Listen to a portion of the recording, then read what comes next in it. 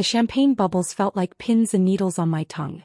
All around me, in the private rooftop garden Leo had rented out, the faces of our friends and family were blurred smears of light and laughter.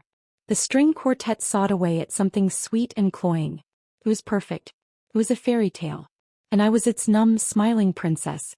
Leo's hand was warm around mine, his thumb stroking my knuckle where a diamond the size of a glacier now sat, cold and heavy. "To my future wife," he murmured, his voice for my ears only, a low rumble that used to make my knees weak. Now it just made me feel like I was hearing a line from a well-rehearsed play. I looked up at him. Leo Sterling with his movie star jaw and eyes the color of a stormy sea. 5 years. 5 years of my life woven so tightly with his that I couldn't remember where I ended and he began. We met in college, him the scion of old money with a surprising fondness for cheap diner coffee, me the scholarship girl with a carefully constructed shell. He'd chipped away at it, piece by piece, until I believed him when he whispered I was his home. "Yes," I had said, my voice surprisingly clear in the hushed silence that followed his beautiful, rambling proposal. 1,000 times yes. The cheers had erupted. Glasses were raised. And then from beside me came a sound that didn't fit the symphony. A sharp, hiccuping sob. Chloe. My Chloe. My best friend since Mrs. Henderson's disastrous 4th grade art class, where we'd bonded over mutual humiliation by poster paint. He was my person. The keeper of my secrets, the architect of my bachelorette parties, the one who'd held my hair back after my mother's funeral. She was stunning tonight in emerald green, but her face was crumbling, tears cutting tracks through her meticulous makeup. She looked from me to Leo, her gaze lingering on him with a pain so raw it was almost indecent. She forced a smile, a grotesque parody of joy. "Maya," she whispered, my name a broken thing. "I'm so happy for you. I'm so envious." I wrapped an arm around her slender shoulders, the familiar scent of her perfume, jasmine and vanilla, hitting me with a wave of affection. "Envious of what? You're the one with the dating roster that needs a spreadsheet. I'm stuck with this old ball and chain." I nudged Leo playfully, but he was rigid beside me, his eyes fixed on Chloe with an intensity that stole my breath. He didn't laugh. He didn't tear his gaze away. Chloe shook her head, a bitter laugh escaping. 5 years, Leo. You've been with her for 5 years. If only. Leo moved then, swift and sudden. He grabbed 2 champagne flutes from a passing tray, thrusting one toward Chloe. "A toast," he said, his voice too loud, too bright. "To blessings." Chloe took the glass, her fingers brushing his. She looked at the liquid, then at him, and downed it in one go. She laughed again, the sound teetering on the edge of hysteria. "Tell me, Maya," she slurred slightly, "how do some people just forget? Move on like it was nothing?" I assumed she was talking about her parade of failed suitors. "You just haven't met the one yet," I said gently, repeating the mantra we'd shared 100 times over late-night ice cream. A single fat tear rolled down her cheek. "I did," she whispered so quietly I almost didn't hear it. "I met him. And I let him go." She swayed, setting the empty flute down with a clumsy clink. "I need the ladies' room." "I'll come with you," I said automatically, but Leo's hand was on my arm. "She's drunk," he said, his eyes still tracking her as she weaved through the crowd. "I'll go. Make sure she's okay." A tiny, cold knot formed in my stomach. It was a reasonable offer. Chloe was clearly upset, emotional. Leo was being a good friend. So why did it feel like a violation of some unspoken rule? Why did the air suddenly feel thin? I nodded, my smile frozen in place. "Okay." I watched him go, his broad shoulders cutting a path through our celebrating guests. The knot tightened. 5 minutes passed. Then 10. The quartet switched to a livelier tune and people began to dance, but I was statue still, my champagne flute sweating in my hand. My heart started a dull, frantic thud against my ribs. Something is wrong. It was a primal cellular knowledge. Excusing myself with a smile that felt painted on, I headed toward the restrooms. They were empty. The pristine silence was accusing. Then I heard it. A muffled, feminine sob, echoing from the service staircase that led to a higher, smaller terrace used for storage. My feet carried me forward before my mind could form a protest. The scene at the top of the stairs imprinted itself on my soul with the searing precision of a brand. Leo and Chloe, standing close in the dim, blue-tinted light from the city below. His hand was cupping the back of her head, his fingers tangled in her dark curls. Not a gesture of passion but of profound, aching familiarity. Half a caress, half a comfort. His voice, usually so warm when speaking to me, was flat, cold, stripped bare. "Isn't this what you wanted to see? You were the one who turned me down. You were the one who told me Maya liked me."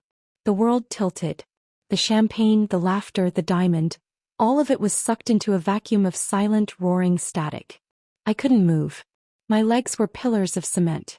Chloe was crying in earnest now, her shoulders shaking.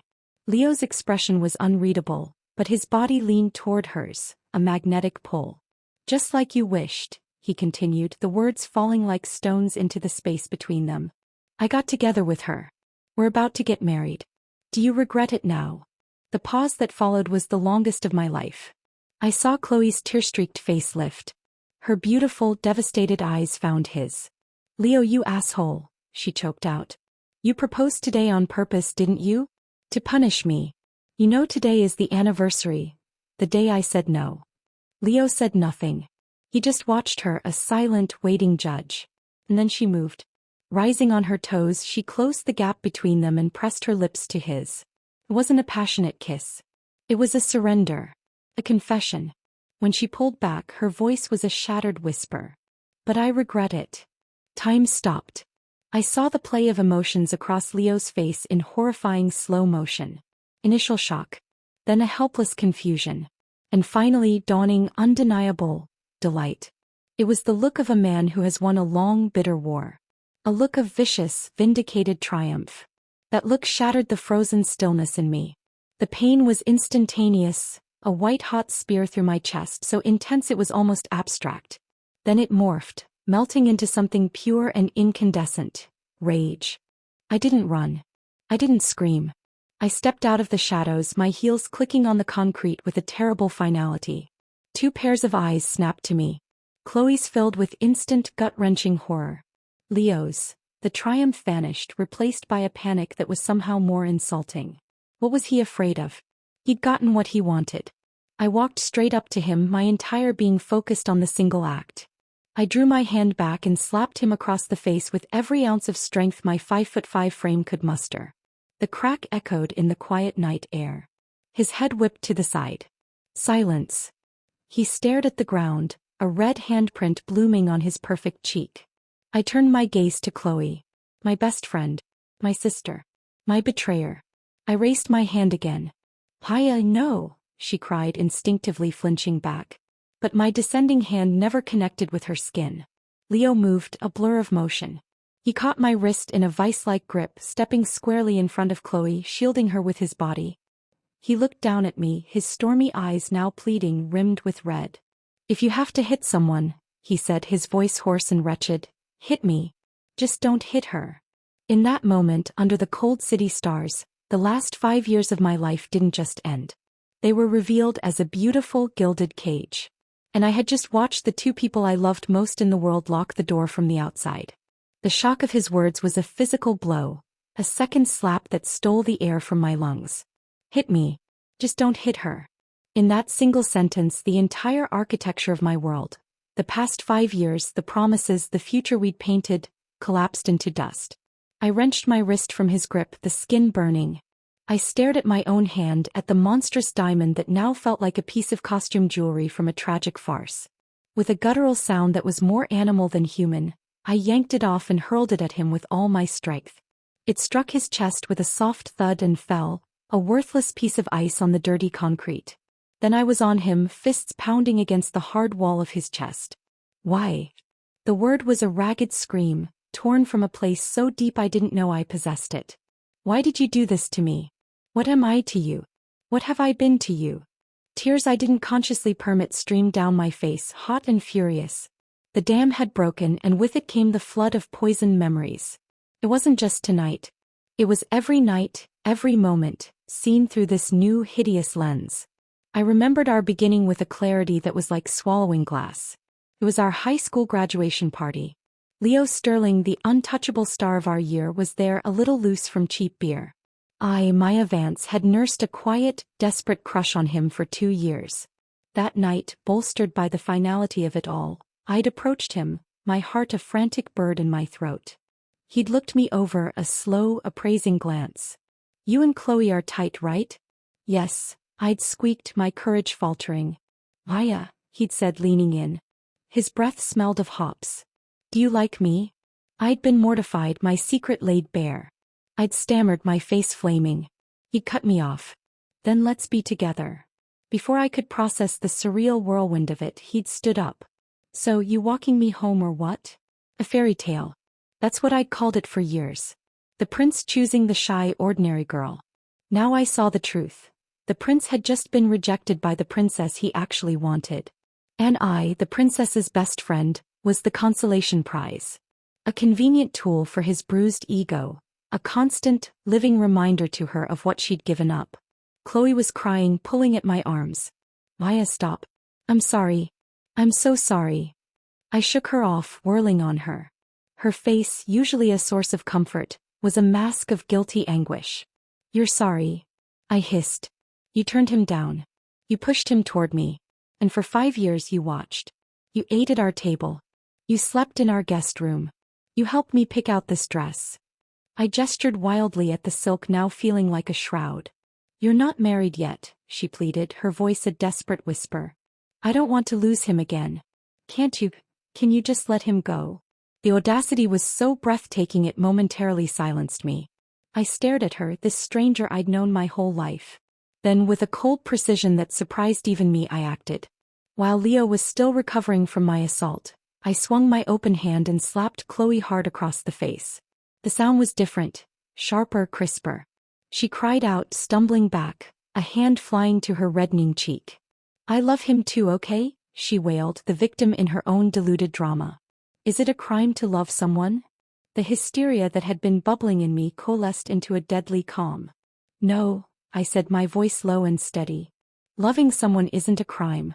But the two of you, you're disgusting. You're cowards. You've been lying to me and to each other and to yourselves for 5 years. You used me as your goddamn emotional middleman." Leo bent and picked up the ring from the ground, cradling it in his palm like a wounded bird. He took a step toward me, his hand outstretched. "Maya, please. Just calm down. Let's talk about this." "Calm down," I echoed, a bitter laugh escaping. I dodged his touch as if it were acid. "Don't you dare touch me. We're done, Leo. Done." I turned on my heel, my only thought to get as far away from this rooftop, from them, as humanly possible. I took 2 steps before the world upended. Leo's arms locked around my waist from behind, lifting me clean off my feet. "Put me down," I shrieked, thrashing, my legs kicking at empty air. "Leo, you bastard, put me down." He didn't. He held me in an iron grip, my back against his chest, and started marching toward the stairwell door. "We're not doing this here," he grunted, his voice strained. "This isn't over. You need to listen to me. I don't need to do a goddamn thing you say. Let me go." I hammered my fists against his arms, but he was immovable. Over his shoulder I saw Chloe standing alone and weeping in the center of the terrace, calling his name. "Leo." He didn't even glance back. He carried me, a furious, writhing bundle, through the now empty party space, past the abandoned quartet stands and half-empty glasses, down the private elevator and into the parking garage. He ignored my screams, my curses, my threats. He just shoved me into the passenger seat of his Audi and clicked the child locks. "Open this door," I yelled, pulling at the handle. "I'm not going anywhere with you." He got in the driver's side, slammed his door and looked at me. In the dim garage light, his face was pale, the handprint still visible, his eyes haunted. "I'm taking you home. We're going to talk." "I don't have a home with you," I spat. "Not anymore." He slammed his foot on the accelerator and the car shot out into the night. The city lights blurred past, streaks of gold and white. I sat rigid, my arms crossed, staring out the window, refusing to let the fresh wave of tears fall. The numbness was returning, a blessed, cold anesthesia seeping into the cracks of my rage. The apartment, his apartment, the one he'd bought for us, felt alien when we entered. It was a beautiful, sterile showcase of the life we were supposed to have. Floor-to-ceiling windows, minimalist furniture, a kitchen nobody really cooked in. Our home. Wordlessly I strode past him to the bedroom. I yanked my largest suitcase from the closet and flung it open on the bed. I began pulling armfuls of clothes from drawers and hangers, dumping them in without care for folding. He appeared in the doorway, filling it, his expression one of pained disbelief. Maya, stop. Please. Just let me explain. I didn't look at him. Explain what? The part where you used me to make another woman jealous? Or the part where you pretended to love me for half a decade? Which plot point should we dissect first, Leo? I admit it, he burst out, running a hand through his perfect hair, tousling it. Okay? I admit the reason we got together wasn't pure. In high school I wanted Chloe. I asked you out after she said no because I was hurt and angry, and yes, maybe I wanted to prove something. But that was then. He moved into the room, his voice dropping, pleading. Things changed. I fell in love with you, Maya. The person I love now, the one I want to marry, is you. I finally stopped, a silk blouse dangling from my hand. I turned and looked at him, really looked at him. The handsome face, the earnest eyes. The master manipulator. So what? I asked, my voice terrifyingly quiet. Because you deigned to fall in love with the placeholder, I should be grateful? I should get on my knees and thank you for the honor. He flinched. That's not what I meant. I lost my head up there. Seeing her cry, I felt sorry for her. And for a second I felt vindicated. So I said those things. It was a mistake. A mistake. I echoed. I took a step toward him. So the next time she's sad or lonely or regretful, will you be comforting her in our bed, Leo? Is that the next mistake on the docket? His face hardened. You don't have to be so ugly about this. Ugly. I laughed, the sound hollow. You want pretty? You want the version of me who believes your lies. She's gone. You killed her tonight. I went back to packing. I won't have any contact with her ever again, he said to my back, a desperate peace offering. I snorted. Oh really? And which version of you is saying that? The one who's been pining for her for years, or the one who just enjoyed her kiss a little too much? You can't even keep your own story straight. A crack of thunder split the sky outside, making us both jump. A summer storm was rolling in. I zipped the overstuffed suitcase with finality. See? Even the heavens are calling bullshit on you. As I dragged the suitcase off the bed, he finally moved to block my path. He didn't touch me, just stood there, his shoulders slumped. Maya, he whispered, his voice thick. I do love you. There's nothing between me and her, not really. Can't you give me one more chance? I stared at the man I had planned to grow old with. Give you another chance to do what? To cheat on me with my best friend all over again. Don't say that, he begged, his eyes shining. Please don't go. You said yes. We're so close. Can't we just pretend tonight didn't happen? Can we? The sheer, breathtaking audacity of it froze me in place. Pretend. He wanted me to swallow the greatest betrayal of my life like a bitter pill and smile through the poison. To continue living the lie so he wouldn't have to face the consequences of his own actions. My gaze drifted past him to the large, framed photograph on our bedroom wall. It was from a trip to Maine 2 years ago. We were both windblown and laughing, our arms around each other with the Atlantic Ocean crashing behind us. It had been my favorite picture. Now the pain in my chest was a physical, squeezing agony. I couldn't breathe around it. I looked from the photo to Leo, his face a canvas of hopeful desperation. Something in me broke, not into tears but into a final, decisive shatter. I let go of my suitcase. I walked to the nightstand, picked up the heavy TV remote, and with a calm I didn't feel, I turned and hurled it at the picture frame. The sound of shattering glass was immensely satisfying. The frame exploded and the photo fluttered to the ground amidst the shards. Leo cried out, "Maya." I ignored him. I found my sewing scissors on the dresser. I picked up the photograph, looked at our smiling, ignorant faces and began to cut. I cut Leo out of the picture. Then I cut his piece into strips. Then I cut the strips into confetti. I did the same to my own image, methodically, relentlessly. Leo rushed forward then, wrapping his arms around me from behind, pinning my arms to my sides. He buried his face in my hair. "Stop, please stop," he murmured, his voice a broken rasp. "Maya, I love you. I only love you." The use of my name, the intimacy of the hold. It was the final trigger. I exploded. I dropped the scissors and elbowed him hard in the ribs, breaking his grip. I spun and launched myself at him, my fingers finding his throat. I didn't think. I just wanted the pain, the lies, the humiliation to stop. I squeezed, sobbing, my tears falling onto his face as he stared up at me from the floor, his own eyes wide. He didn't fight back. He just lay there, his face turning from red to a frightening shade of purple. And in that moment I saw it, not fear but a willing acceptance of punishment. It disgusted me. I let go, pushing myself off him, gasping for air. I wiped my face with the back of my trembling hand. You hurt me, I stated, the truth simple and absolute. So I just hurt you back, Leo. Now we're even. His panic returned, fresher and more intense. No, we're not. He scrambled to his knees, fumbling in his pocket. He pulled out the ring box, his hands shaking violently as he tried to take my hand. No, we're not even. Please. Please. I was empty. Drained. The fight was gone, leaving a vast, cold hollow. I didn't resist as he slid the cold, hated diamond back onto my finger. I just looked at it, then at him. Leo, I said, my voice a ghost of itself. I don't want to look at you anymore. You make me sick. And that was when we heard the soft beep of the electronic lock disengaging, and the front door swung open.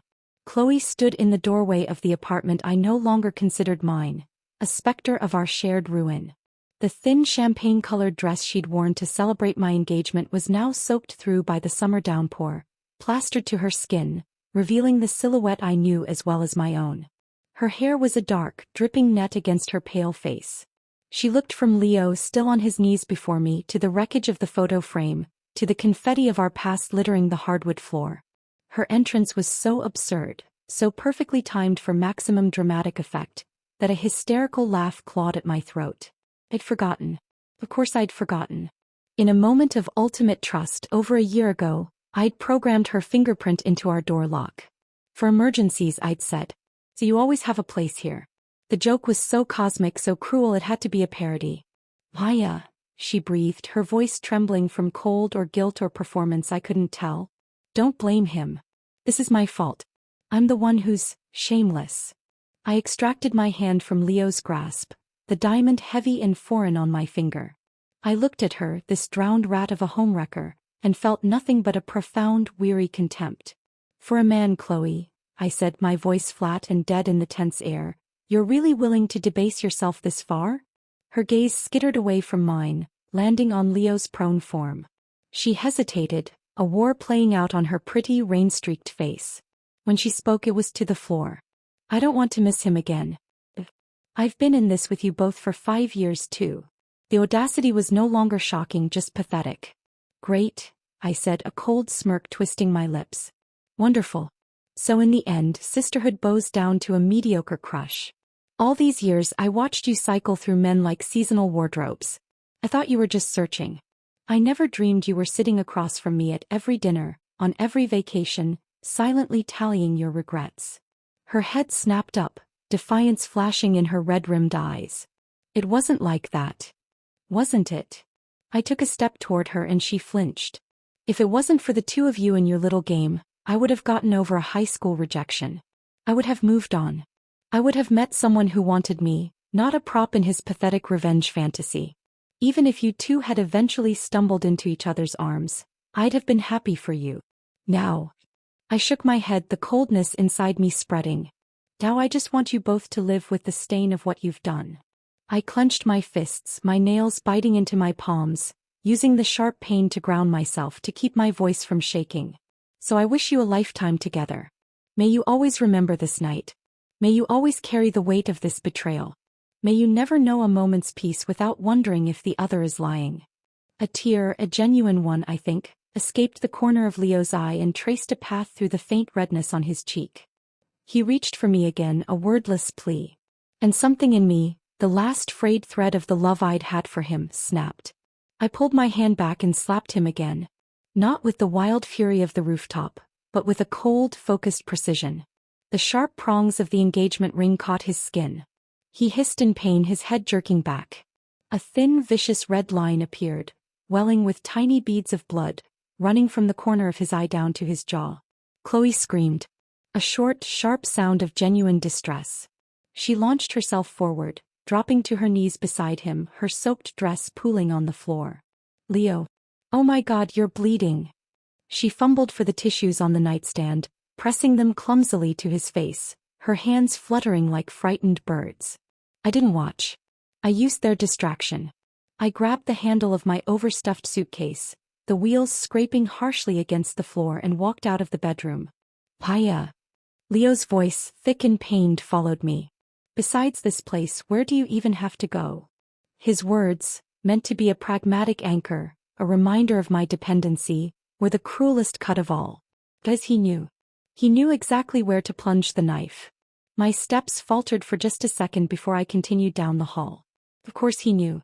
In our years together, I'd poured out my history to him, the lonely, aching chapters of it. My mother, vibrant and kind, taken by a swift, brutal cancer when I was 14.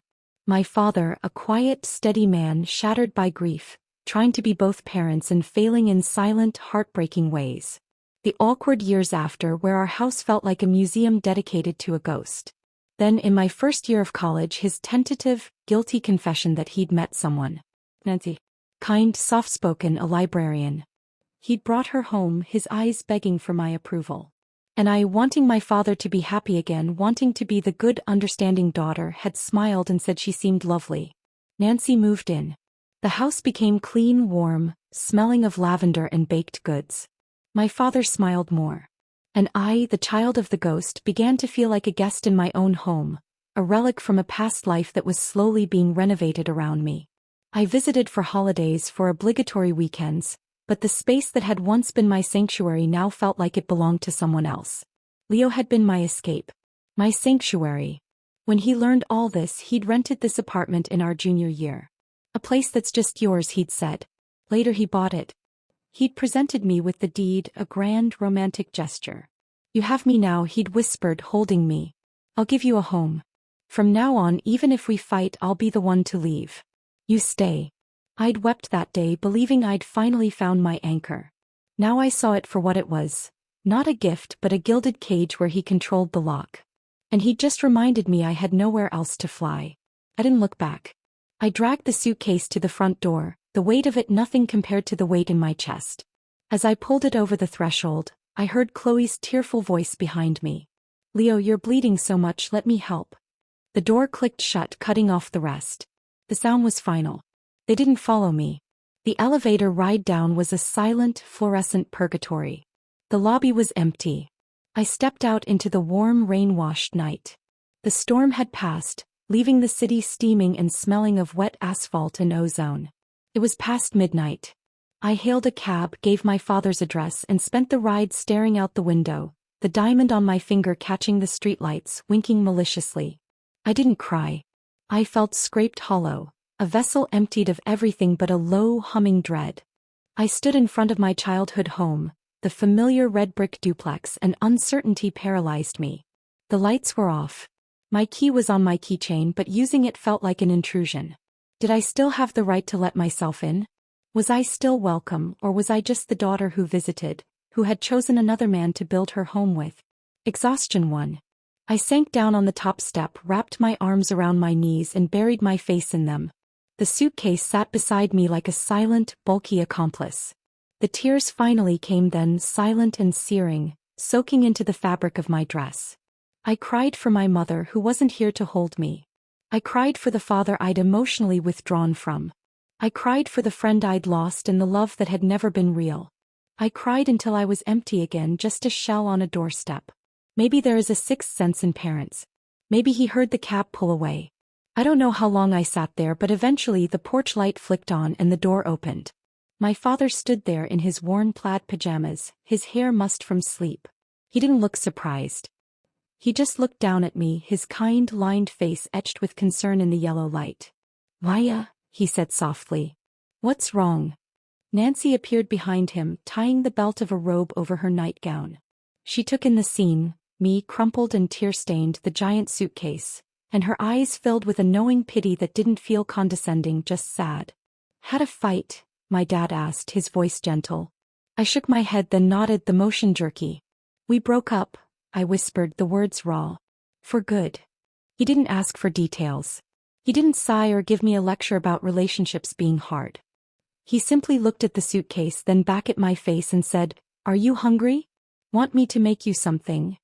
Then he glanced at Nancy. A look passed between them, a silent communication born of shared life.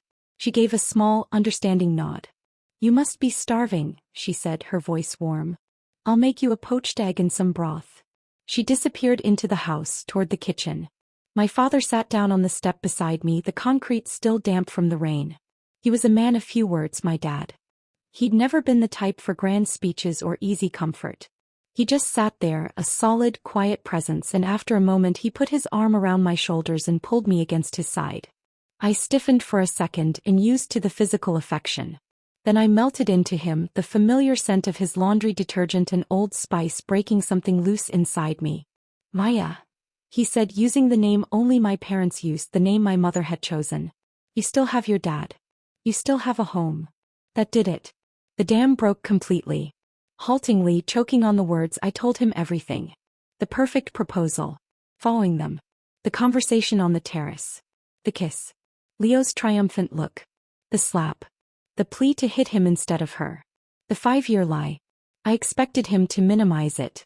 To tell me all couples fight, that maybe I was overreacting, that Leo was a good guy who'd made a mistake. But as I spoke, I saw his face change. The gentle concern hardened into something fierce and protective. His arm tightened around me.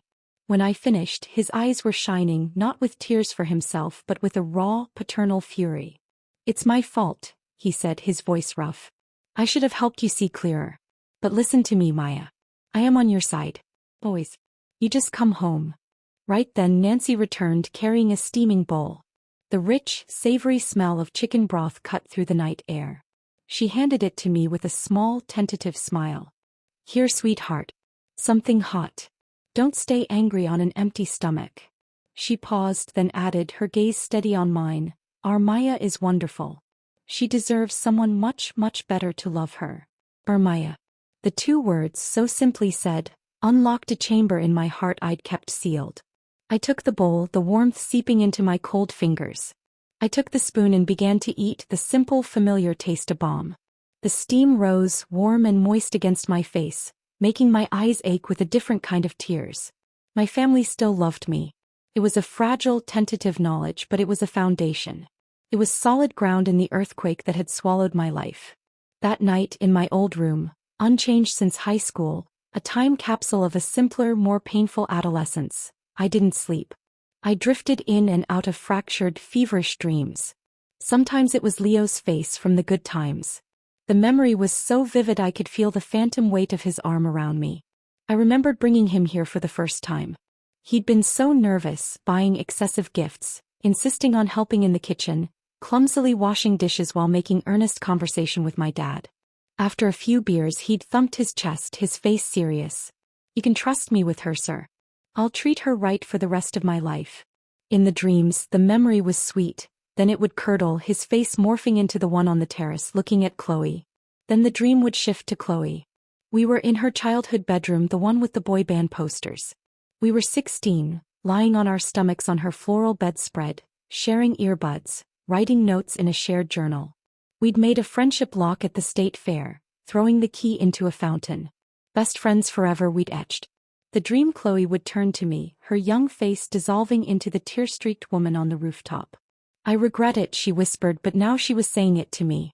I jolted awake in the dark, my back drenched in a cold sweat, the echo of their intertwined voices in my ears. The digital clock on my nightstand glowed 4:17 a.m. There was no more sleep to be had. When I finally emerged from my room near noon, the house was quiet. Sunlight streamed through the living room windows. My dad was reading the paper at the kitchen table. He was here, he said without preamble, not looking up. Early this morning. Sitting on the porch. Looked like hell. I froze, a glass of water halfway to my lips. Leo. Who else? He folded the paper, his movements deliberate. Dark circles, face all drawn. Don't know if he came in the middle of the night or at dawn. He finally looked at me, his gaze steady. I sent him away. Told him you didn't want to see him, and that was that. The part of me that was still the girl who loved Leo felt a pang, a stupid, traitorous flicker of concern. The rest of me felt nothing but a weary annoyance. Nancy called from the stove that lunch was ready, a rich pork rib soup. Once you've eaten, my dad said, forcing a cheerful tone. It's a nice day. We could go down to the pier, do some fishing. I nodded, grateful for the distraction. Okay. But when my dad opened the front door to get the rods from the garage, Leo was still there. He was slumped on the bottom step, head in his hands. When the door opened, he scrambled up so fast he almost lost his balance. He looked worse than my dad had described. His clothes were rumpled, his hair a mess. The cut on his face was covered by a small, stark white bandage. She'd cleaned him up. The thought was a bitter pill. Didn't I tell you to leave? My dad said, his voice low and dangerous. He stepped fully outside, putting himself between me and Leo. Leo's bloodshot eyes found me over my father's shoulder.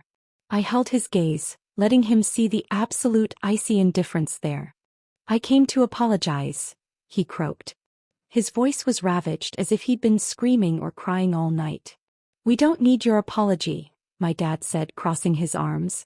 If you have any care for my daughter at all, you'll turn around and walk away right now. Leo flinched but stood his ground.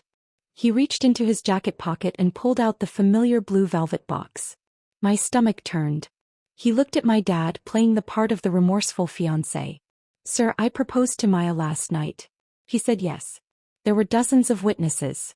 I made her angry. I'm here to apologize, to beg your forgiveness. My dad's temper, usually a slow-burning fuse, ignited. This isn't about anger, son. This is about principle.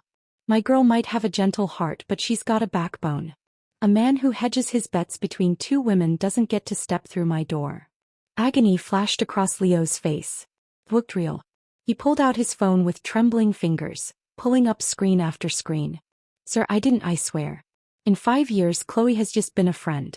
Look, our texts, they're nothing. We never crossed a line. He was telling the truth, the technical truth. And it was the most insulting defense imaginable. I finally spoke, my voice cutting through the humid air. You lied to me, Leo. I took a step to the side, meeting his eyes directly. Can you swear right here, right now, that when you first asked me to be with you, it was because you genuinely wanted me? And not because you wanted to get back at someone else? The silence that followed was louder than any shout.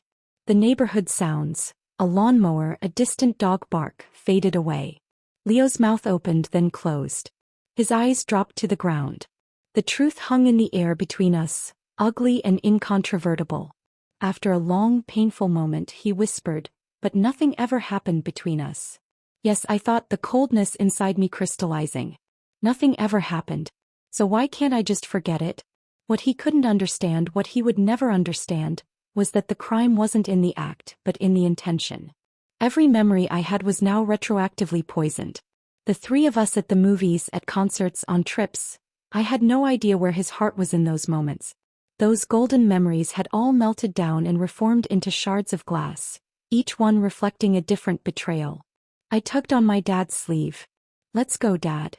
We left him standing there on the sidewalk, a statue of defeat holding a velvet box that contained the wreckage of my trust. The fishing trip was a quiet, strained affair. My dad made valiant, clumsy attempts at conversation, pointing out birds, commenting on the bait, reminiscing about fishing with his own father. Anything to fill the silence. I played along, nodding, giving short answers, but my mind was 1,000 miles away, trapped on that rain-slicked terrace. On the drive home, a notification buzzed on my phone. A friend, Sophia, had sent me 2 screenshots. The first was from Leo's social media, posted that morning from what was clearly the sidewalk outside my dad's house. A picture of the dawn sky, bleak and gray. The caption, "In this life I'll only ever love one person." The audacious, self-aggrandizing martyrdom of it made me nauseous. The second was from Chloe's feed, posted in the dead of night. A blurry, moody shot taken indoors, the edge of a bandaged cheekbone unmistakable in the corner. Her caption, "Is it okay if I don't miss out this time?" It was so perfectly, pathetically curated it bordered on parody. Sophia's message popped up. "Okay, I'm not crazy, right?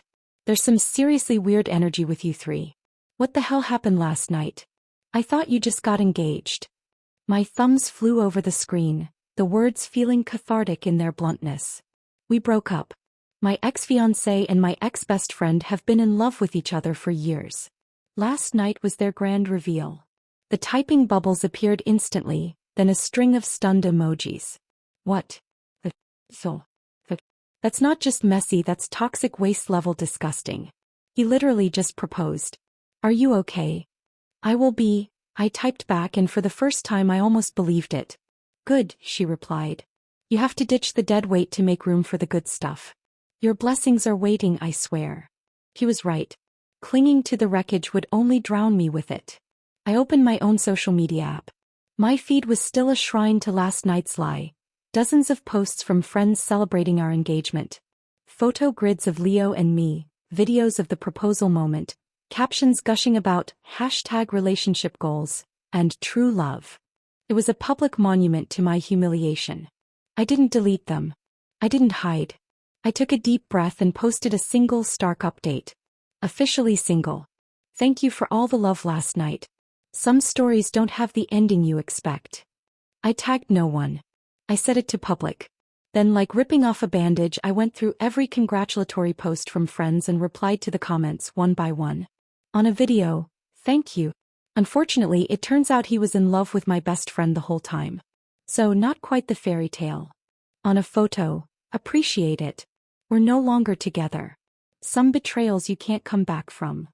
I was calm, factual, and utterly ruthless. I offered no excuses for them. No, it's complicated. I laid the ugly truth bare for all to see. Why should I be the one to carry the shame? They had orchestrated this public spectacle of love. Let them own the public aftermath of its collapse. The responses were immediate. My phone began to buzz incessantly.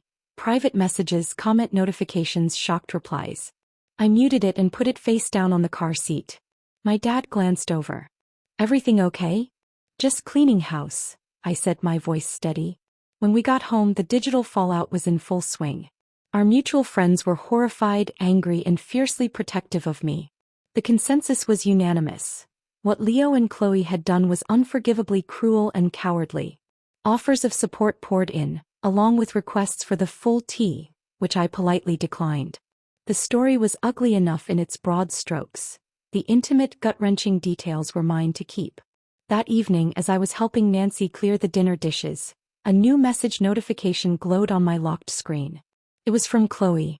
She'd found a way through the block, probably using a secondary number. Maya, can't you just let us be together? You have your dad, you have your whole life. You've always been stronger than me. Could you just give him to me? I stared at the words, each one a tiny hammer on the raw nerve of my anger. Give him to me.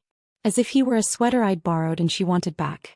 As if my 5-year relationship, my shattered future, was a minor inconvenience in the path of her epic, star-crossed romance. The gall of it was so monumental it bypassed rage and landed in a kind of awe. I finally understood a truth I'd been avoiding. Chloe had never truly been my friend. Not in the way I had been hers. I was the sidekick, the audience for her drama, the reliable source of admiration and support. My happiness was tolerable only as long as it didn't outshine hers or, God forbid, involve a man she considered hers by some prior, unclaimed right. My fingers were cold as I typed my reply. Let you be together? Do the two of you not feel filthy? Do you not feel even a shred of disgust for yourselves? She responded almost instantly. But he liked me first. He confessed to me. There's something you should know. When you two first started dating, he told me that if I wanted him to, he would break up with you and be with me right then. I never told you because I didn't want to hurt you. The revelation was another knife twist, but a dull one. It fit the pattern perfectly. Leo keeping her on the hook. Chloe hoarding this secret power, this proof of his lingering desire for 5 years. Playing the martyr while secretly savoring her control over both of us. Oh, I typed, my vision swimming with a red mist. So I should thank you for your discretion? For letting me live a lie for half a decade so you could feel wanted. He's only with you to get back at me, she fired back, the mask of contrition slipping completely. If he leaves you, he has no reason to see me anymore. Don't you see? You're the thing keeping us apart. The sheer, breathtaking narcissism of that statement finally broke me.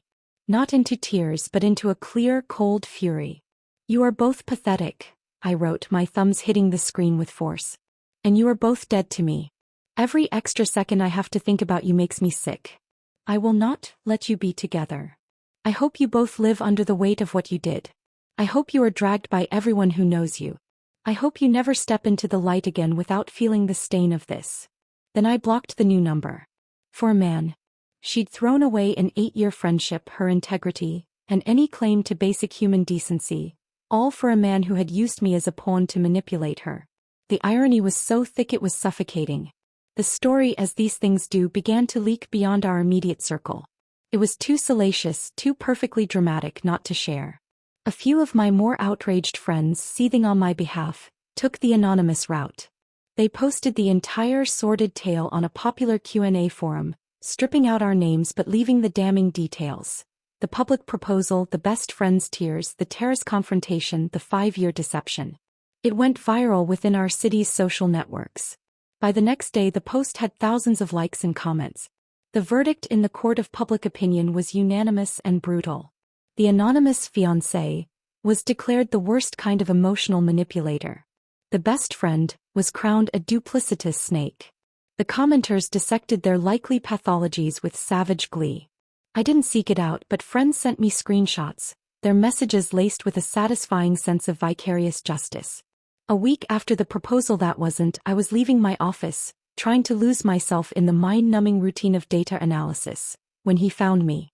Leo was leaning against the brick wall by the employee exit, looking like a ghost of his former self. The sharp suit was rumpled, the stormy eyes bloodshot and hollow. "Maya," he said, pushing off the wall. "Do you really hate me that much?" I stopped, my bag heavy on my shoulder. Hate requires an investment of emotion I'm no longer willing to make. "You're just irrelevant." He flinched as if I'd struck him. "There was nothing between us. Why can't you believe me?" His voice cracked. "These past 5 years, have I ever treated you badly? Didn't you feel how much I loved you?" And that was the cruelest trick of all. He had treated me well. He'd been attentive, generous, seemingly devoted. That was the foundation of the lie. It made the betrayal not a sudden act, but a slow, pervasive poison. "You treated the idea of me well, Leo," I said, my voice frighteningly calm. "The placeholder. The stand-in. But love isn't a balance sheet. You don't get to tally up the good dates and subtract the catastrophic betrayals and call it even. The foundation was rotten.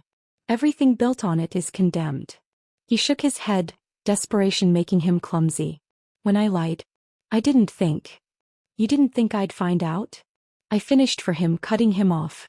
"Or you didn't think it would matter if you'd fallen for me along the way? That's the point, Leo. From the beginning you never saw a real future with me. I was a tactic, a move in your game with Chloe. You never expected to have to face the consequences of that with the woman you claimed to want to marry." "I admit I was a jerk," he cried, a raw plea that drew a glance from a passerby. "A scumbag. Call me whatever you want. But I never thought of leaving you. I really wanted to marry you. I wanted to build a home with you." The words, which would have once been everything I wanted to hear, now sounded hollow and rehearsed. "I'm not a charity case for your guilt, Leo. I don't want your damaged goods. Save your epiphanies for Chloe. I'm sure she's still listening." "There is no Chloe," he insisted, reaching for my arm. I yanked it back just as a familiar voice cut through the tense air. "Hey, get away from her."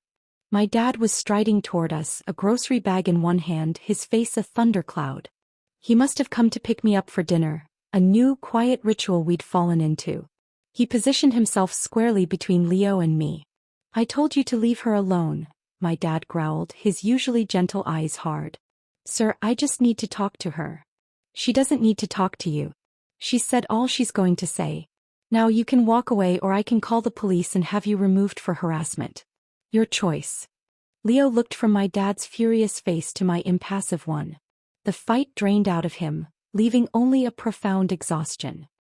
He nodded once, a jerky movement, turned and walked away, his shoulders slumped in defeat. My dad watched him until he turned a corner, then put a heavy arm around me. "You okay, Maya?" "I am now," I said, and I meant it.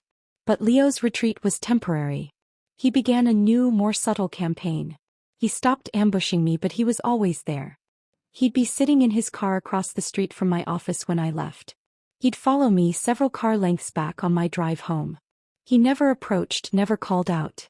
He was just a silent, haunting presence, a ghost of the life I'd lost. It was unnerving. After a week of it, I told my dad. He didn't say a word. He just got in his car, drove to the police station and filed a formal report for harassment and stalking. I gave my statement to a sympathetic officer, feeling a surreal detachment from the process. This was my life now. Police reports and restraining order discussions. Afterward, my dad walked over to where Leo had been instructed to wait. He stood over him not as a tall man but as an immovable force. "You listen to me," my dad said, his voice low and shaking with controlled fury. "You stay away from my daughter. You've done enough damage. If you ever cared for her at all, you'll prove it by disappearing." Leo looked up, his eyes finding mine over my dad's shoulder. They were red-rimmed, swollen, full of a helpless agony that might have moved me once. Now it just looked like self-pity. I met his gaze, held it for a moment, then deliberately turned away, taking my dad's arm and walking out of the station without a backward glance. That should have been the end of it. But that night, a new, unknown number sent a picture to my phone. It was a dim, grainy photo taken in what looked like a karaoke bar booth. Two hands rested on a table, fingers loosely intertwined. One was unmistakably Leo's. I knew the shape of his hands, the watch he wore. The other, with its perfectly manicured nails and a specific delicate bracelet, was Chloe's. The message followed, "Calling the cops, Maya? Really? If you won't keep him company, I guess we'll just have to keep each other warm." It was so childish, so pathetically vengeful. It elicited no anger, only a deep, weary disgust. She was unraveling and she wanted to drag me into her chaos. I didn't reply. I just blocked the number again. Later, Sophia called me, her voice buzzing with gossip. "Okay, so get this. Chloe showed up at Leo's place last night after the whole police thing. Someone in their building heard a huge fight. Yelling, crying, the whole 9 yards. She didn't leave until morning. No one knows what it was about, but she posted this tragic cryptic flower emoji thing today. Even if the road ahead is full of thorns, I still choose to embrace you again." Gag me. What is she, 15? I felt nothing. No jealousy, no curiosity. Just a vast, empty relief that I was no longer trapped in their diseased orbit. "Do you want us to, ruin them more?" Sophia asked, half joking, half serious. "We could spread more details. Make sure everyone knows." I thought about it. The thirst for vengeance was a cold, dark lure. But I knew its price. "No," I said finally. "If I keep engaging, if I keep fighting, I'm still tied to them. I'm still letting them dictate my life. The cruelest thing I can do is to live well and forget they exist." And for a while it seemed to work. The phantom sightings stopped. The packages of baby clothes and toys that had begun mysteriously arriving at my dad's house, Leo's tortured, symbolic peace offerings, ceased. There was a stretch of calm, ordinary days. I went to work. I came home. I bickered with my dad about the thermostat. I learned to cook a decent lasagna with Nancy.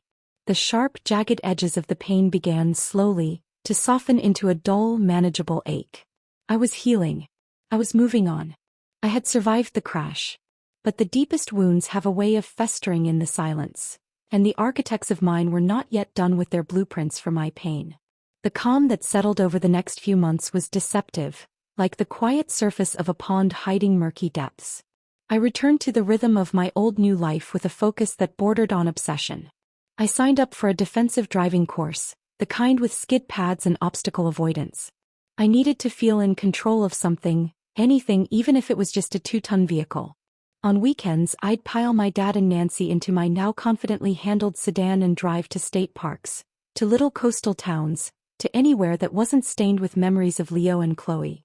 My dad, perhaps sensing my need for a project, bought a massive, complicated-looking camera with a lens as long as his forearm.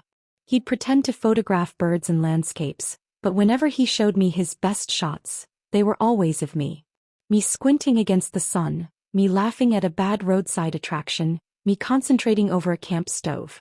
His social media, a thing he'd only recently embraced, became a cringeworthy, heartfelt shrine. My girl says my photography is terrible. I think she looks pretty good. The photo was of me from the waist down, my head neatly cropped out by a picnic table. A family day. My girl's cooking is getting better. A picture of a charred hot dog on a stick that I'd admittedly set on fire. My little girl told me to exercise. Do I look fat? A grumpy selfie of him on a walking trail.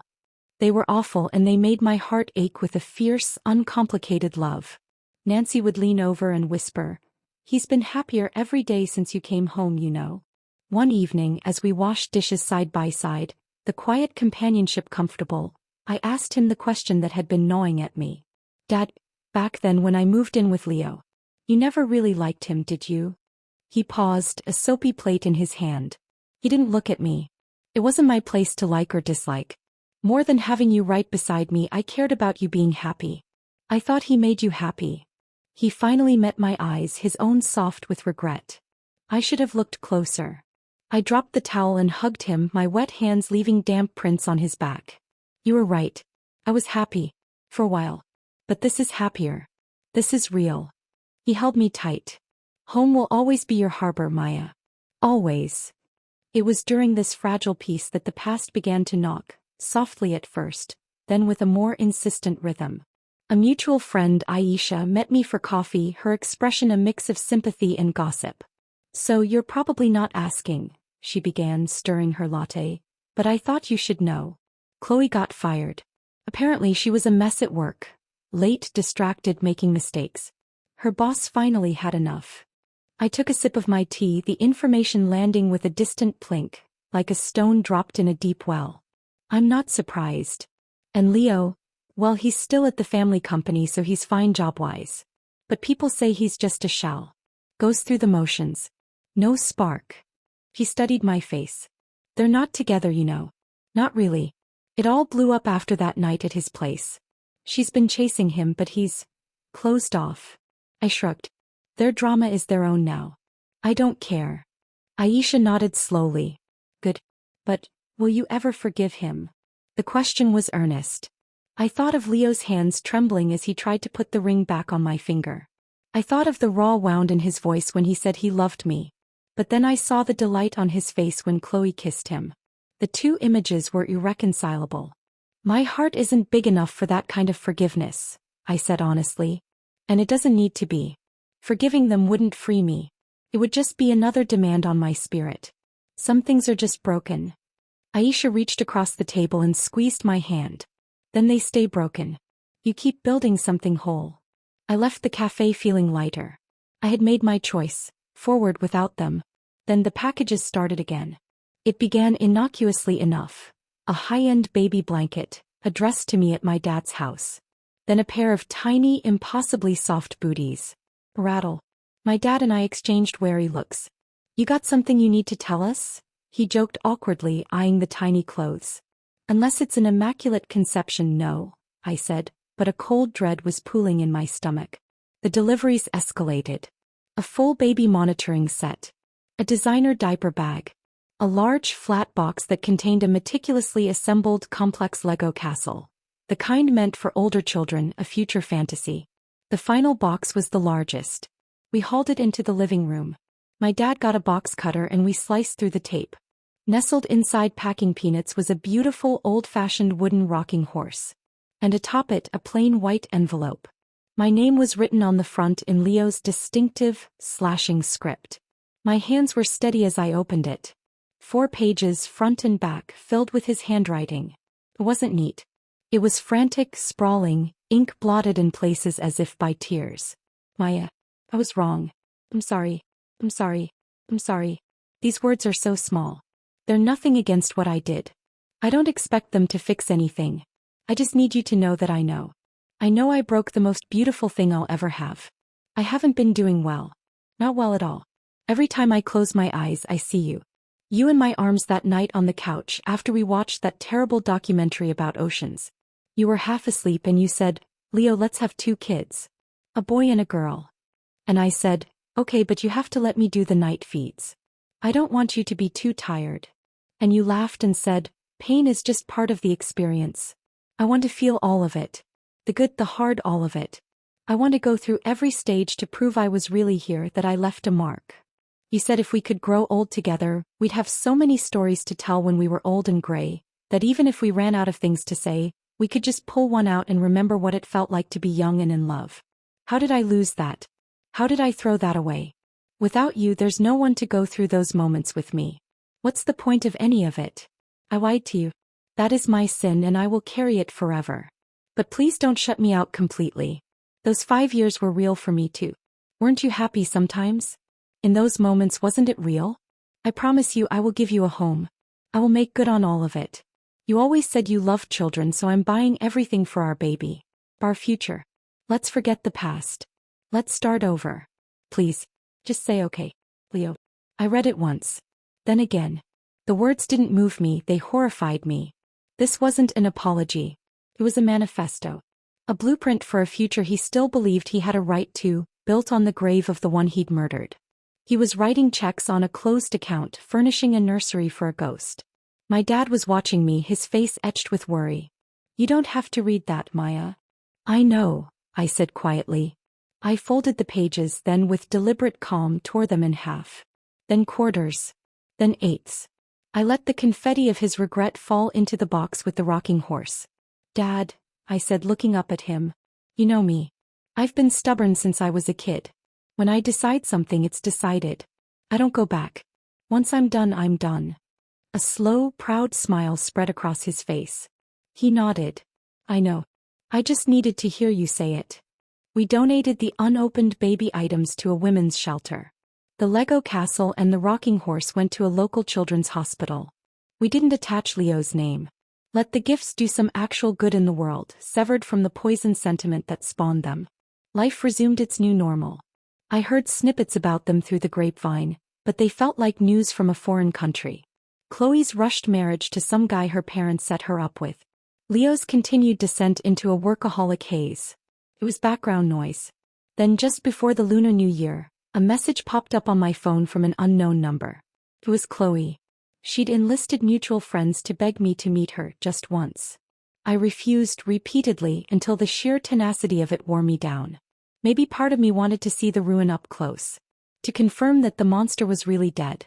We met at a cafe we'd loved, a place with oversized mugs and terrible folk music. The air between us was thick with a lifetime's worth of ghosts. She looked older. The vibrant, mischievous glint in her eye was gone, replaced by a hollowed-out weariness. The expensive clothes hung on her a little looser. Maya, she blurted as soon as I sat down. I'm sorry. I didn't reply. I just stirred my tea waiting. I was stupid, she pressed on, her words tumbling out. I fell for someone I should never have fallen for. The passive voice. I fell. As if it were an accident, a stumble, not a conscious 5-year betrayal. If you'd really been my friend, I said, my voice as cool as the porcelain mug, you would have buried those feelings so deep they fossilized. You chose him.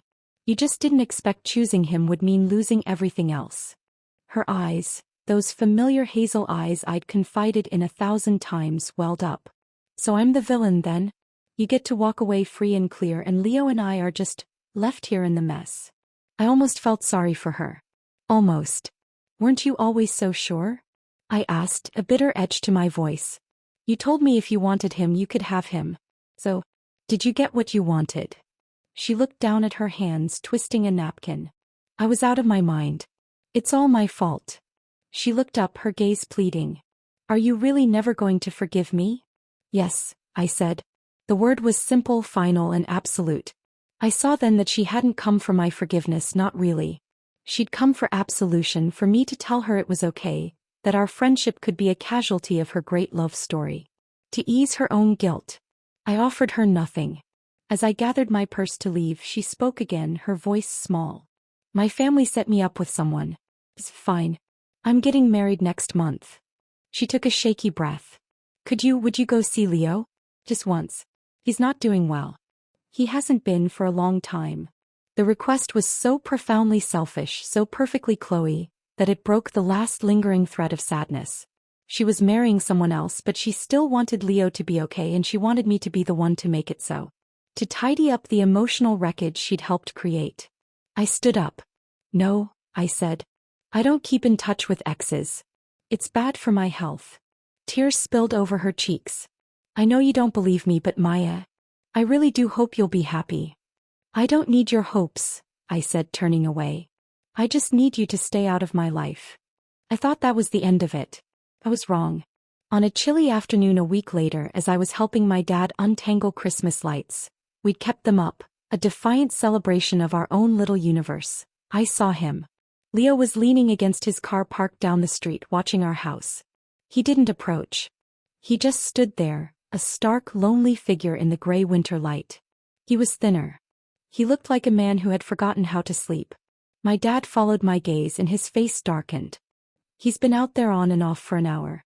Want me to tell him to leave? No, I said, a strange calm settling over me. Let him look. The following day was Little New Year's Eve, a time for family. In years past, Leo would have been here, awkwardly helping Nancy in the kitchen, sharing a too expensive bottle of wine with my dad, his hand resting on my knee under the table. This year, as we were setting the table, the doorbell rang. My dad answered. Leo stood on the porch holding a bottle of wine and a box of expensive pastries. He was clean-shaven, dressed in a crisp shirt, but he couldn't hide the gauntness in his cheeks or the desperation in his eyes. Sir, he said, his voice painfully polite. I know I'm not welcome. But it's the holiday. I brought these. My dad, the kindest man I know, hesitated. He looked back at me, at Nancy's tense face. Maybe he saw the ghost of the man who had once made his daughter smile.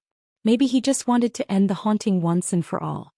He sighed, a heavy, defeated sound, and stepped aside. Come in. But just for a minute. The meal was a study in excruciating tension. The air was thick with everything unsaid. Leo picked at his food. He made stilted small talk with Nancy. He kept looking at me, a silent, aching question in every glance. After a few glasses of wine, my dad finally broke. He set his glass down with a sharp clink. Leo, he said, his voice firm. Are you planning to keep showing up like this? Because this, he gestured around the table, isn't appropriate. You're broken up. My daughter is going to move on. She's going to meet someone, get married, have a life. You need to stop being a shadow in it. The words hung in the air, brutal and necessary. Leo's face crumpled. He looked at my dad, then at me, his eyes swimming. Sir, he whispered, his voice breaking. Sometimes, I just miss her so much it feels like I can't breathe. My dad's patience, worn thin over months of worry, snapped. He slammed his hand on the table, making the dishes jump. So you miss her and you just show up? What did you promise me the first time you sat at this table? You looked me in the eye and you swore you'd never hurt her. You swore you'd treat her right for a lifetime. And then you go and get tangled up with her best friend? Her best friend, Leo. We never got together. Leo insisted, the old, weak defense emerging. Then why did you hurt her? My dad roared, standing up. His voice shook the quiet room. I raised this girl. I changed her diapers. I held her when her mother died. I have never raised my voice to her. And you broke her heart in a way I didn't know was possible. So you tell me, why should she ever let you back in? You tell me.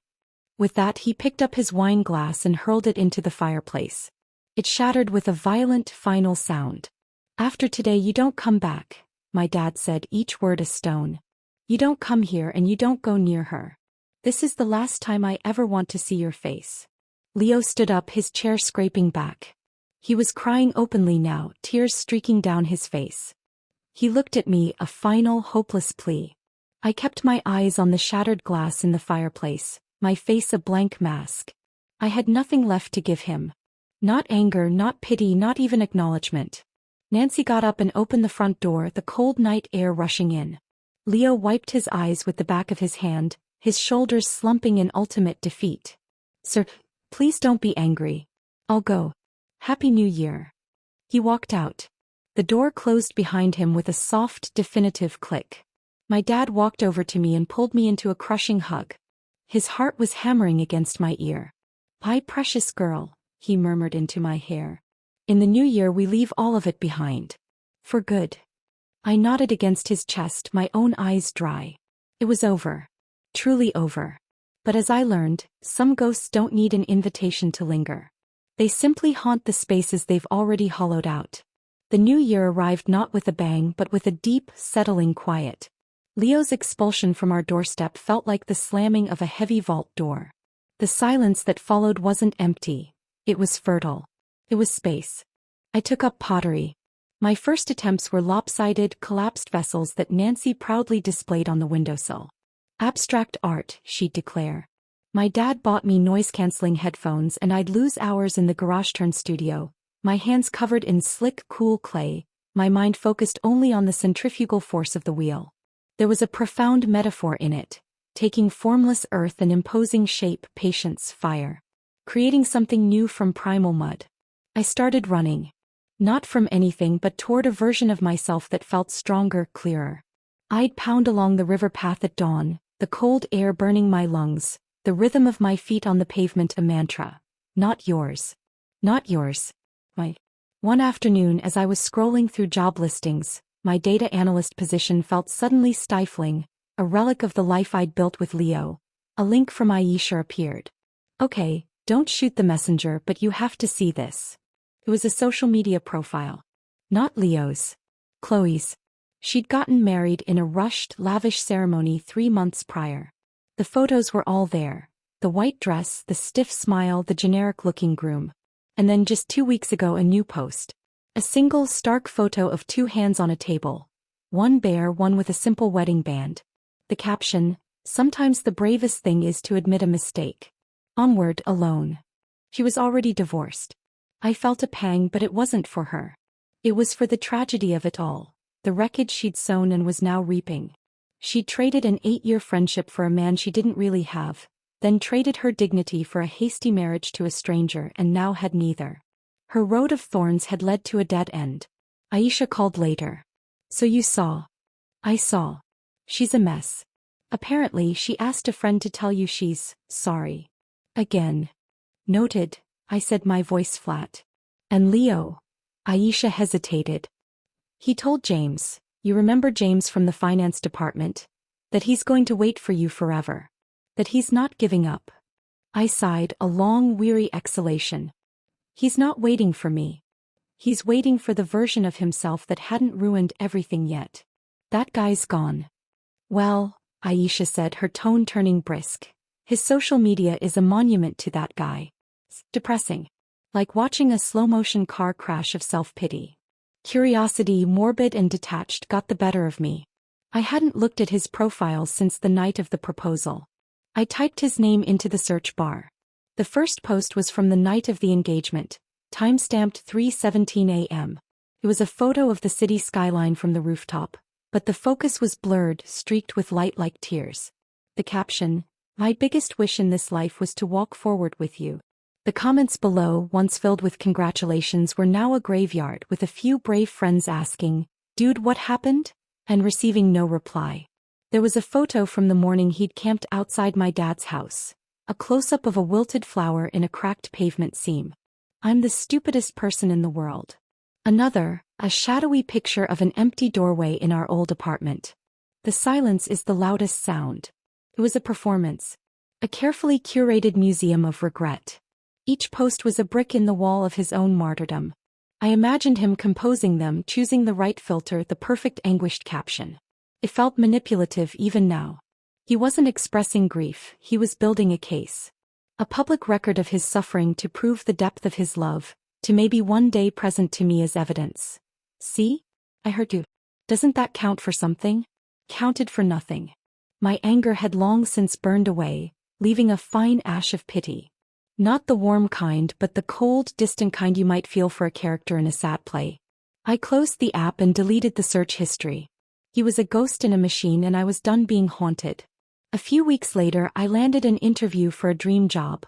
A sustainability-focused startup looking for a data strategist. The office was in a converted warehouse, filled with plants and natural light. The interview felt less like an interrogation and more like a conversation with people who spoke my language. As I walked out, my heart fluttering with a hopeful, unfamiliar energy, my phone buzzed. It was my dad. "Maya," he said, his voice tight. "Don't panic. It's Nancy. She fell at the grocery store. They think it's her hip. We're at Mercy General." The world tilted. All the newfound peace evaporated in an instant. "I'm on my way." I drove to the hospital, my hands clenched on the wheel, a litany of fears running through my head. Nancy, with her quiet strength and gentle humor, had become the steady center of our home. The thought of her in pain, of my father's worry, was a physical ache. I found them in a curtained bay in the ER. Nancy was pale but calm, holding my dad's hand. He looked 10 years older, his face etched with a fear I recognized. The fear of losing someone you love. "It's a fracture," Nancy said, managing a weak smile. "They say I'll be bionic after the surgery." Your dad's just being a mother hen. The diagnosis was a clean break, surgery scheduled for the next morning. The relief was immense, but the reality was daunting. Recovery, physical therapy, weeks of needing help. That night, as my dad dozed fitfully in the armchair by Nancy's hospital bed, I took charge. I called the insurance company. I spoke to the surgeons. I arranged for a hospital bed to be delivered to the house. In the fluorescent hum of the hospital, the girl who had crumpled on a rooftop 6 months ago was nowhere to be found. In her place was a woman, steady and capable. The surgery was a success. Bringing Nancy home was a delicate operation of pillows, careful movements, and suppressed winces. My dad was hopelessly clumsy with the practicalities, all his energy focused on hovering and fretting. So I stepped in. I learned how to help her safely move. I managed her medication schedule. I cooked soft, nutritious foods. I became the calm at the center of our small, shaken storm. One evening, after I'd helped Nancy settle for the night, my dad followed me into the kitchen. He leaned against the counter watching me wash the dishes. "You're amazing, you know that?" he said, his voice thick. I shrugged, drying a plate. "She'd do it for me." "I know. But watching you these past weeks. You're so strong, Maya. Not just now. Since you came home." He cleared his throat. "Your mom, she had that same steel. I used to worry you were too soft like me. But you've got her strength. You always did. I just couldn't see it under all that hurt." Tears pricked my eyes, not from sadness but from a profound sense of recognition. He was right. I had survived. More than survived, I was rebuilding, and I was doing it not in spite of what happened but almost because of it. The betrayal had burned away my need for external validation for a fairy tale. It had forged a colder, harder, truer version of myself. A week later, the offer letter from the startup arrived. More money, a better title, a mission I believed in. I accepted without a second thought. I gave notice at my old job, the final tie to the life I'd built with Leo severed. The day before I started my new position, I was in the backyard, repotting a fern Nancy had been worried about. The late afternoon sun was warm on my back. My phone, sitting on the patio table, buzzed with an incoming call. The number was unknown, but it was local. A cold finger traced my spine. I almost didn't answer. But the woman who had faced down hip surgeries and corporate interviews wasn't afraid of a phone call. "Hello." There was a pause, then a voice I hadn't heard in nearly a year, ragged and thin. "Maya." It was Leo. He sounded like he was at the bottom of a well. My body went rigid. "How did you get this number?" "James, from work." I begged him. "Please don't hang up. Just 1 minute." I didn't speak. I just waited, the silence my weapon. I heard about Nancy. "I'm sorry. Is she okay?" The fact that he knew, that he was still plugged into the faint currents of my life, was infuriating. "She's fine. That's not your concern." I know. He took a shuddering breath. I drove by the house yesterday. I saw you in the garden. You were laughing with your dad. You looked happy. Really happy." I said nothing. The sun felt suddenly too hot. "I'm glad," he whispered, and the sincerity in that broken word was the most shocking thing of all. It wasn't manipulative. It was utterly defeated. "I'm glad you can be happy. I never meant to take that from you." "But you did," I said, my voice quiet and final. "And I found it again anyway. Without you." The truth of those words hung between us, a continent of distance conveyed through a satellite signal. "I know," he repeated, a mantra of surrender. "I'm leaving, Maya. The company is opening a branch in Singapore. I volunteered. I leave next week." A wave of unexpected, profound relief washed over me. Singapore. A world away. An ocean between his ghost and my present. "I hope it's good for you," I said, and I almost meant it. I hoped he would find a way to live with himself, far away from me. "That's it?" he asked, a faint, desperate hope still clinging. No goodbye? No last words?" I thought for a moment. I thought of the girl on the terrace, of the woman in the garden. I thought of the long, painful road between them. "My last words were on the rooftop, Leo," I said. "You just weren't listening." I ended the call. I blocked the number. I picked up my trowel, pushed my hands back into the rich, dark soil, and gently settled the fern's roots into its new home. The next morning I put on a sharp new blazer, kissed my dad and a recuperating Nancy goodbye and drove to my new job. As I merged into the flow of traffic, I realized the heavy leaden dread that had lived in my chest for months was gone. In its place was a light, humming anticipation. I was no longer the woman who had been betrayed. I was the woman who had survived it. I was the daughter who came home, the caretaker who stepped up, the professional who chose a new path. The story of Maya and Leo was a closed book, its final chapter written not with a kiss or a slap, but with the quiet turning of a page. I walked into the bright, airy office of my new future, my head held high, and I did not look back. The end.